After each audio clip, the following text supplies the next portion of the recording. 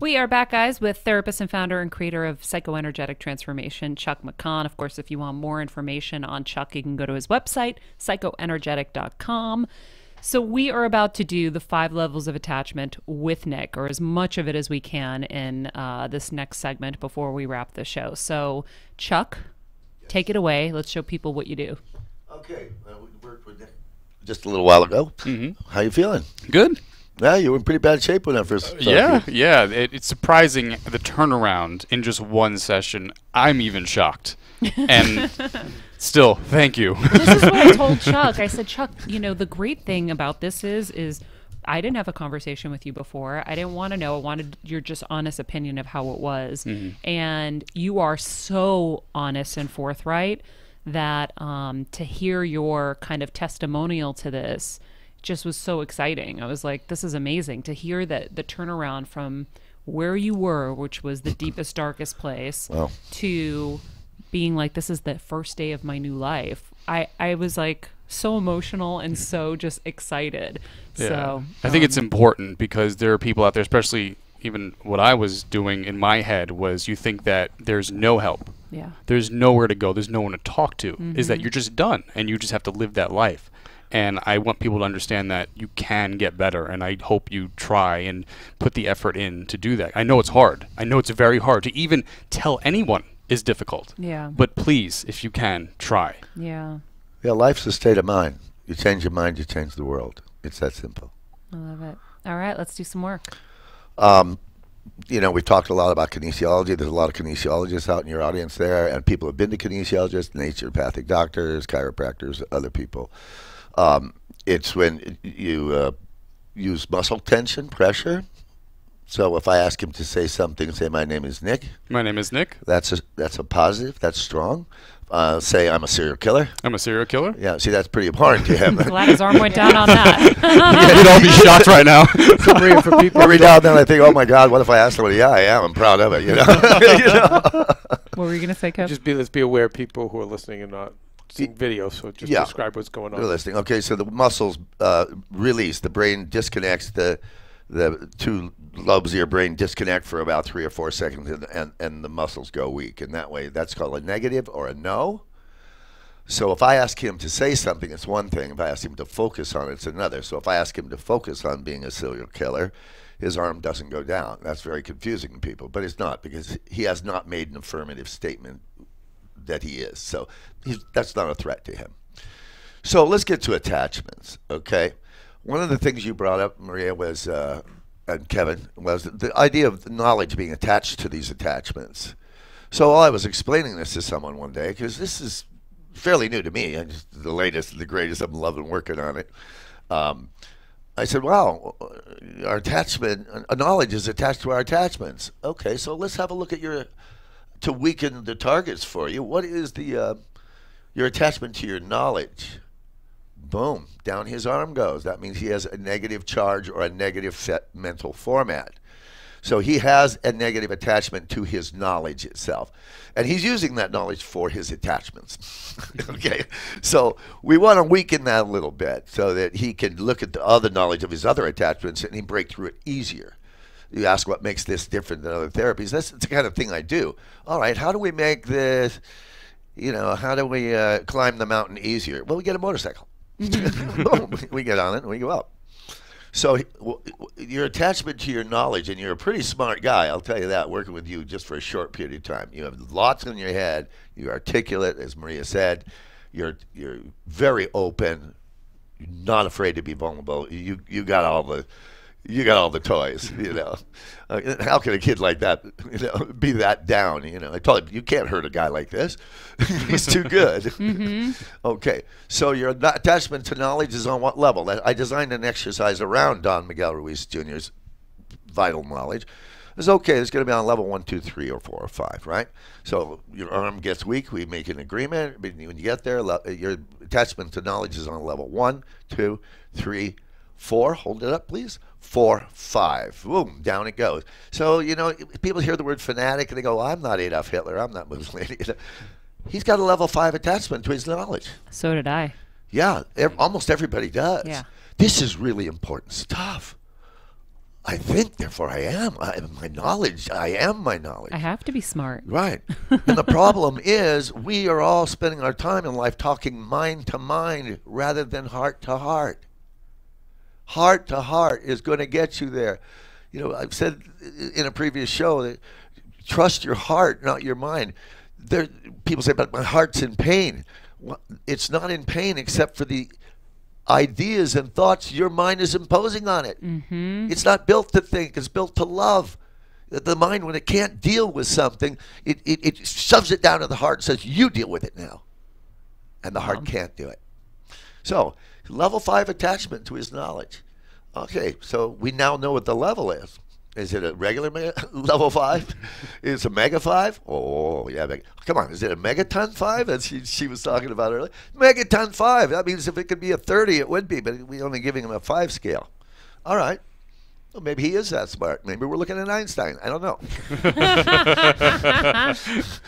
It's a possibility. But even Einstein might downgrade that to his authentic self. So, okay, why that important? Why are you fanatical about your knowledge? And you see, for the listeners that can't see this, his arm just went down like a rock. That means it's a negative. He's got a negative charge on that. Meaning? Meaning it's a negative mental format. It diminishes him rather than enhances him or builds him up.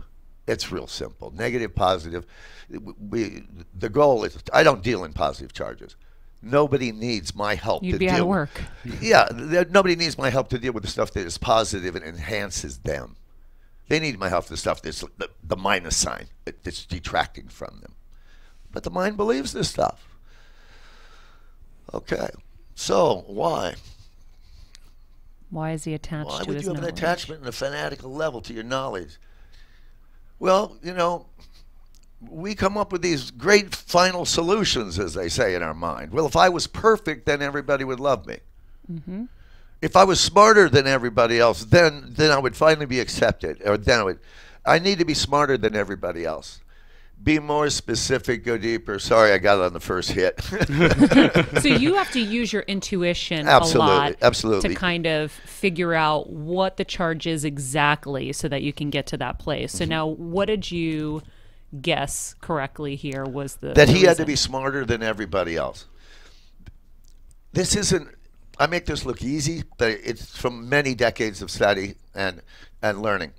And also now I've done this with a few people, and with certain things, people are in small groups. So it's usually I have to be smarter than he is. If you're a woman, maybe, or even if you're a man and your father was a genius, I have to be smarter than he is, I have to be smarter than she is, or I have to be smarter than they are. Now, Nick, if I'm right, is a single child? Yeah. Yeah, and one that got, tossed around like a basketball?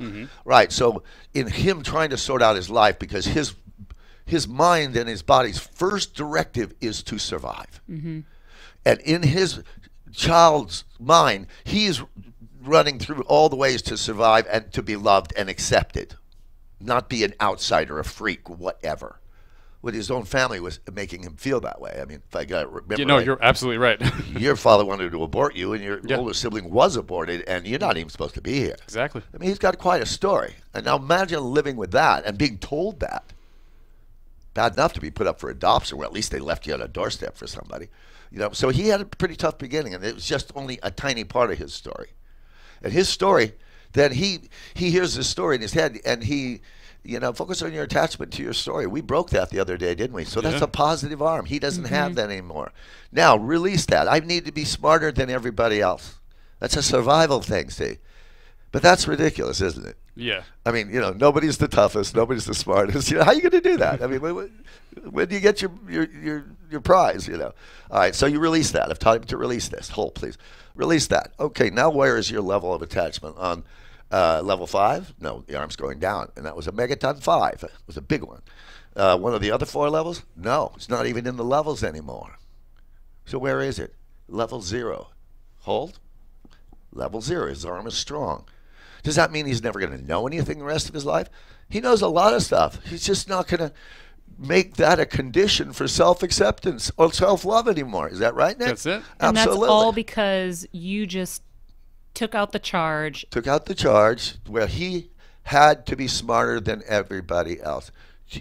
And for the skeptic that's listening and being like, you just moved his arm. How could you possibly have changed something that was so major in his life? Well, I didn't. He did. He changed his mind. How? Through an awareness that Chuck gave him? Is that what? By a choice. The way this system, like it's almost like, but I you think presented what I'm him trying with to the figure out choice. is like a Tony Robbins, like he's like, you can change like that. That's correct. And so if you're thinking about it like that, like we really all are just imposing these things on ourselves. Right. And so, but we have to run through the gauntlet to change something. The more intense it is, if it's, you chose chocolate instead of vanilla, and they said, well, we just ran out of chocolate, and you say, okay, I choose vanilla. You just made a different choice. yeah. But if it's a life or death matter, or you think it is, like the only way he can survive is to be smarter than everybody else, you can't just go in and knock it out. It's a simple thing, me standing here with him now. But when we run it through these filters, it's not so simple. Yeah. Let me give you, I won't tell you how this work came to be because we'll do that another time maybe. But what really stimulated me to do this is I was in psychotherapy and in psychoanalysis for 2 decades almost.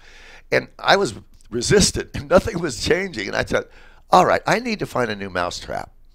I need to get my brain, which thinks it's responsible for my survival, which it is, and running all the systems, millions of functions in your unconscious per minute. I need to get in dialogue with it because it thinks it's doing the right thing for me, but it's not. So I began to get in a rapport dialogue with my brain. So when I point out to him that he has a level 5 attachment to having to know more than everybody else, he even looks at it and goes, well, that's ridiculous. How am I ever going to do that? Yeah. You're making someone accountable and aware of this is Right. an issue, and it's like then you realize it's absurd and you make the change. And there's no magic to it because the brain is smart. Once it sees the error of its ways, it goes, oh, scrap that, man. That's out of here. And Yeah. that's basically what his brain Like burning your hand on the stove. Right. You're going to be like, oh, that's stupid. I'm not going to do that again. We're not doing that again. Yeah. Well, he just got taught by a rational dialogue that that's not a condition for self-love or acceptance, and he cannot be smarter than everybody else. We don't even know who everybody else is. Where do they live? Yeah. Interesting. What other attachments? Well, another attachment here. All right. We go a little heavier this time.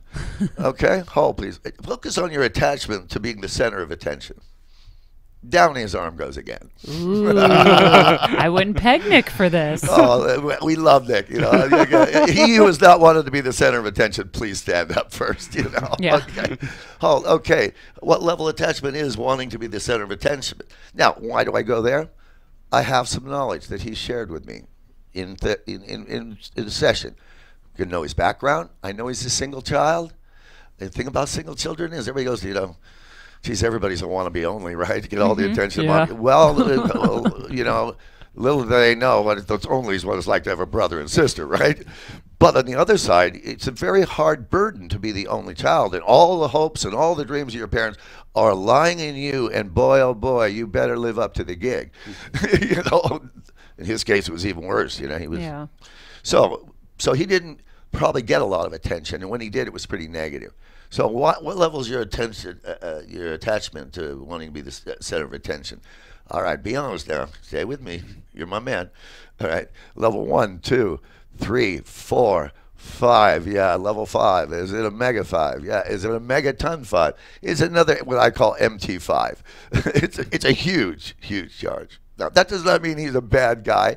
Maybe he should be. Maybe he's the most entertaining guy in the block. I don't know. Now, why so radical? Why is that so important to you? And down his arm goes. That's the negative charge. Now Chuck starts to think in quiet quietly. terms. He starts to use his intuition. And checking his arm at the same time. Never got any attention. Never got any attention. Be more specific or deeper. Well, I got it on the first shot again. It's not... I'm good at this. I mean, I'm okay. It's not my first rodeo. Yeah. All right. I never got any attention. Now, that is what's behind your level 5 attachment. Is that correct, That Nick? is correct. You're So he verified. needs it from somewhere else. Okay. Well, right? yes. Well, if you never got any food as a kid, you were malnutrition, when you grow older, you might get obese, right? Because you've never got any food as a kid. Yeah. This is the overreaction. But now I'm going to convince him to take that out. Now, that's not something he would want to keep at a level. Well, he might want to keep it at level 1, authentic self. There's really nothing wrong or negatively narcissistic about someone going into a party, making people laugh at a joke. You know, you being a bright talk show host and bringing joy to people. Oh, she's so narcissistic. No, it doesn't have to. That's not hurting anybody. Yeah. What makes something pathologically narcissistic is when somebody gets hurt. Now, you got a lot of attention as a kid, didn't you? No. Oh, that goes down. Oh, you did. A lot of bad attention. Oh, yeah. Oh, yeah. Oh, yeah. You know, now when you think about it, Yeah. you got a lot of negative attention, Yes, right? So it's exactly. a false statement that you never got any attention, right? You know, any more of that, and, you know, you'd check out, right? Yeah. Yeah, right. So take that out. I never got any attention because I never got any attention has got 2 absolutes in it. Never, ever. Yeah. And his brain knows better than that. But that is how a child thinks. Nobody loves me. Everybody hates me. Nobody wants to be my friend. Well, you haven't talked to my friend Yoman in Indonesia, have you? Huh? Kid will say. You know. Yeah. No, you can't use these absolutes. Now, let's check it one more time. Focus on wanting to be the center of attention. Say, I'm good. I'm good. Yeah, I don't care. I don't care. I'm good. I'm good. That stuff comes in good and bad stuff, you know. Okay. What level is it now? It's at a level 1. Yes. At the level of his authentic self. He doesn't want to take that to no attachment at all. He would like some attention like anybody else, but not in a harmful way to himself. I love it. Nick, what do you think? That's exactly right. I'm thinking about it. I'm in radio. Why am I in radio? I want people to hear me. Yeah. But by the way, you're great at it. No, I appreciate it. Nick, thanks for being so honest and for participating. Chuck, of course, thank you for the great work you did with him because we love him and we hope want to do him more. healthy and happy. And I'm just so excited about all of this. If you guys want more information on Chuck McCaughan, you can go to his website, psychoenergetic.com. We're going to put this up on our website It's at up there, yeah. mariamenounos.com as well.